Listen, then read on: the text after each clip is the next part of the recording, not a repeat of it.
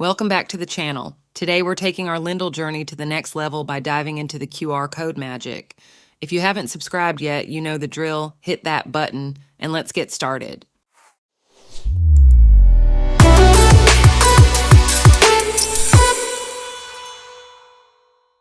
For the Lindle newbies, a quick reminder, check out my previous video linked below for the installation guide and how to make your first Lindle link.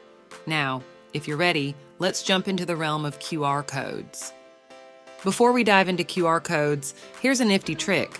Lindle isn't just about managing links, it's about doing it effortlessly.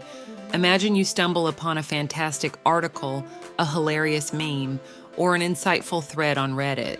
Instead of fumbling with opening the Lindle extension every time, you can just right-click on a link you want to save on any web page. Lindle now offers a fantastic add link option right there in your context menu. No need to disrupt your browsing flow by opening the extension separately. Let's dive into my recent Reddit find to see how this magic happens. Now let's jump into the QR code magic. Open Lindle, and next to any saved link, you'll see a QR code button. Give it a click, and Lindle will generate a QR code for that link. Easy, right? But that's not all. Lindle brings the magic to your fingertips. Right-click on any link on a web page, and you'll find the Create QR Code option. Lindle will instantly generate a QR code for that link. Efficiency at its finest.